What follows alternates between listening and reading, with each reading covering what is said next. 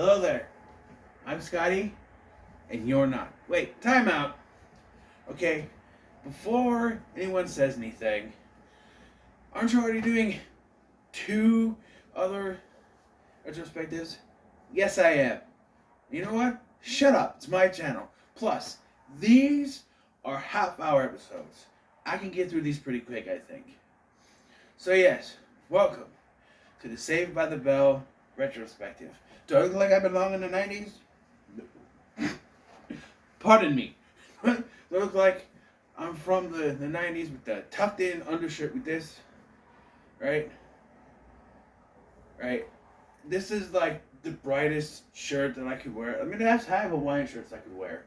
But this one looks like it could exist in the early 90s. Yeah, Saved by the Bell ran from 1989 to 1993. For 4 seasons. Despite the DVD sets saying there's 5. Yes, I have the first run original DVD sets that classify them as seasons 1 and 2, seasons 3 and 4, and season 5. Despite the fact that there's only 4 seasons. When I bought this, I thought, oh, they're counting the Good Morning Miss Bliss episodes. No, they're not on these sets at all. They're in the newest complete collection that they released have the Good Morning Miss Bliss. Not the locker one, but there's a newer one that has them on it. We're not talking about those though, but I will give a little background in case you don't know. I did do a video on this a few years ago, but a quick background. Saved by the Bell almost wasn't Saved by the Bell if the original version succeeded. Yes, it was originally Good Morning Miss Bliss, but it was brought to NBC. The pilot, which they had the pilot, which featured Jaleel White and I keep forgetting his name, Jonathan Brandis. I keep wanting to call him Brandon something. Jonathan Brandis was aired, did not do well, and so ABC said no. Brandon Tartikoff took it to Disney Channel, and it became Good Morning Miss Bliss. Well, that was canceled after 1 season, but Brandon Tartikoff, not deterred by this, took it back to NBC and made it Saved by the Bell. When the show went to syndication, they took the Good Morning Miss Bliss episodes and retroactively made them the junior high school years of Saved by the Bell, which doesn't work because I didn't turn off the TV. Doesn't work because it's not in the same continuity. Good Morning Miss Bliss takes place in Indiana at John F. Kennedy Junior High School. The characters of Mr. Belding, Zach Morris, Lisa Turtle, Samuel Screech Powers are all from there and taken to Saved by the Bell, but the other 2 characters, Mikey and Jesse, or Mikey and Nikki, are replaced with Jesse and Slater. And yes, when I watched one, I thought it was Little Slater, but he's calling him Mikey. I'm like, what? Yeah, and then of course Kelly was at it. Everyone's crush, Kelly Kapowski, back in the 90s, including me. She's older than me, but she was my crush. Her and Kimberly from the Power Rangers. And Jessica Rabbit. Shut up. But yes, and so the show that we knew as Saved by the Bell would begin not even with the pilot episode. No, believe it or not, the pilot episode was aired almost last to the end of season 1. This show has a weird continuity when it comes to airing episodes. Some episodes from seasons 1 and 2 weren't aired till the final season for them to throw off ones that were left, but they were retroactively added to this season, which is why at the end of this season you have like 4 extra episodes that weren't originally aired with season 1, but they're season 1 episodes, so we gotta, they're there. So we're gonna cover season 1 first, and we're starting with Dancing to the Max. I had thought of covering King of the Hill first, but I can just explain to you, when you watch this episode, you can tell right away that this is not supposed to be the first episode. There's no introduction to our characters. There's no throwing out of the character, motivations. Like we don't know. We're not told that Zach has a thing for Kelly.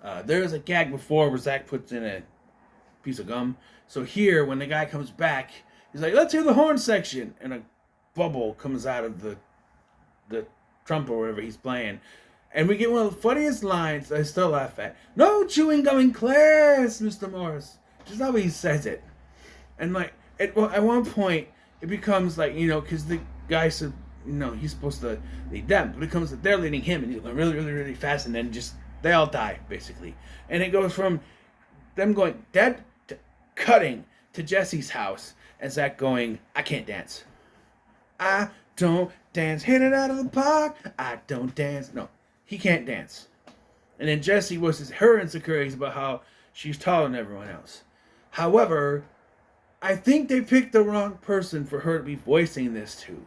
Because with the way his hair is, Zach is just about as tall as she is standing against her every single time. She's talking about being short.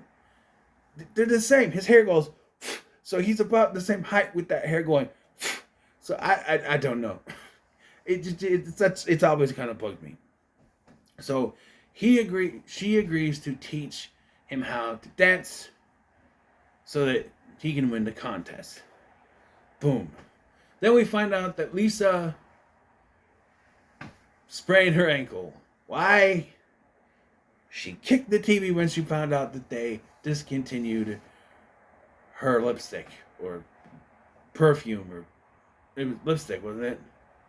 It was some kind of makeup. And first of all, like, who makes a commercial saying we're not going to sell this anymore? No one in the history of any product has put out a commercial to tell people they're not selling it anymore. They just stopped selling it. Or are we supposed to believe that Lisa thinks just because there's a new commercial for new makeup, that means they're going to stop selling the old one? Because that's not how it works. Right? So you got Cinnamon Toast Crunch.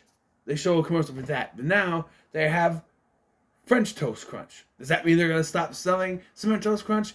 Hell no. Well, if they say, we got a nice orange shirt. Well, now we have it in red. Does that mean we're going to stop selling the orange one? Hell no. Doesn't always, just because they bring in new products, not mean I'm going to stop selling. Sometimes they do, but I don't know. Did they say, try our new lipstick because we're not selling that old shit anymore? I don't know. It's just confusing. And so the guy she was supposed to have the dance off with, which Screech does try to ask her to the dance off thing by dancing with a doll. I do like Zach's response though. He's like, whatever you're doing, don't. I just like that because that shows, hey, they're friends. He's trying to tell me, hey, whatever you're doing, don't. He's already annoyed. He's already annoyed by this, right? So, yeah. So this jerk, he's supposed to answer, say, hey, I'm not taking a chance. I'm going with my backup, D.D. Garrison. And everybody immediately is like, hey, let's get this guy. Slater's got his muscles out, and then you got Scrooge going, hold me back, Slater, hold me back. No one disrespects my woman. And he's like, I don't care, Lisa. Like, you're hot no matter how you look. She goes, you're weird, Screech, but thank you. Meanwhile, also, I think this was before this, but Casey Kasem comes to the school. He does a gag where he says, well, I have information right after this, and goes to leave, but comes back. He needs a banner from the school. Although Mr. Big Bopper Belding, yes, this is the first time he's referred to. I don't think we'll get a call back to that until season 2. Save the Max, whatever that one is. I think it's in season 2. I think. We don't really get explanation of that till then. But no, he just wants a banner, and Mr. Belding doesn't have one right now, so I'll present it to him on the show. So let's go to the show. He gets the banner for Belding, and then basically says, okay, kiss off. So we get the 3 finalists, the 3 final teams, and guess what? It's everyone on the main cast. Yep, despite the fact that Lisa has a sprained ankle, she somehow made it to the finals. So maybe Mr. I'm going to bring my backup D.D. Garrison should have stuck with her, huh? No, so you got... Oh, I forgot to mention the big part. So it was time for... hey, Zach, why don't you do your dance? And he's like, you know what? Kelly, do yourself a favor, go with Slater. Like, wait, what? What? And he's like, yeah, I'm gonna go with Jessie if she'll have me. And she's like, really? But I'm too tall. And so she shrinks down, which makes her shorter than him. And because, like I said, with his hair, they're about the same height. And he's like, bring your high heels. And I'm just like, then she will be taller than him. But yeah, so there are all the 3 finalists, and we start with Kelly and Slater, and they do this. They're called the, what is it called?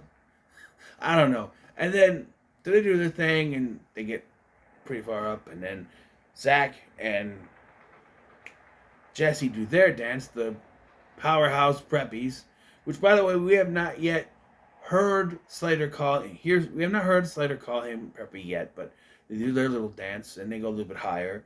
And then, debuting their dance called the Sprain, in the finals of a contest, in which they would have already done that, Lisa Turtle and Screech Powers. And they win. Because everyone's like, hey, come on. I'm telling you this right now, that's a sympathy win. That's a sympathy win. There's no way that in real life they would actually win that. It's a sympathy win, and you know it. That is not a clean victory. That's a sympathy win. Only reason they won is because Lisa sprained her ankle, and that's it. And they wanted to show up that dude who said she wouldn't win. They did it on purpose. That's what it is. Yeah. I love Casey Kasem, by the way. He's the voice of Shaggy. So he's attached to my childhood. Also, my mom likes to listen to the American Top 40 on the Sundays, the 80s. They had the 70s and they stopped doing that one, but they have the 80s one. They go back. No, he's not broadcasting behind the grave, from beyond the grave. I know he's dead. I know he's dead. Okay? No, it's their old broadcasts, remastered. You know. Wish they had something similar like that for the 90s. You know what they should do? KROZ should broadcast. I don't know if they even still do it, but back in the day they had the top 9 at 9. The top 9 best songs. It was an hour long. Best songs of the week. Actually, it wasn't even a week. It was every night. They would do it during the weekdays. It was every night. So it wasn't even of a week. It was every night, and they would have a different one each night. Sometimes they would stay. I guess no. It was on every weeknight, Monday through Friday. So, and I would listen to it. You know, I was supposed to get in bed, go to school. I listened to it to the end, and I got some of my favorite songs off of that list. They should remaster those and air them on KROZ or something. Who knows? But yeah, this is not the first episode, but it's the first episode aired, I guess. I always thought this was a weird starting point. I bought the DVD set from Target, and I put this in, and I watched, like, wait, this is the first episode? And as I'm watching through it, binging, as the kids now say, and I get to King of the Hill, which we'll talk about later, I went, wait a minute, this feels like it's supposed to be a first episode. And then years later, I look it up, and sure enough, it was supposed to be. But we'll talk about that later. But, yeah, so there it is. The first episode of Saved by the Bell, covered by me. So, what are your thoughts on this episode? Leave a comment, so make sure you like, share, and subscribe. Thank you for watching. I've been Scotty. Yes, I will be wearing this in every episode. Excuse me. I'll see you in the next one.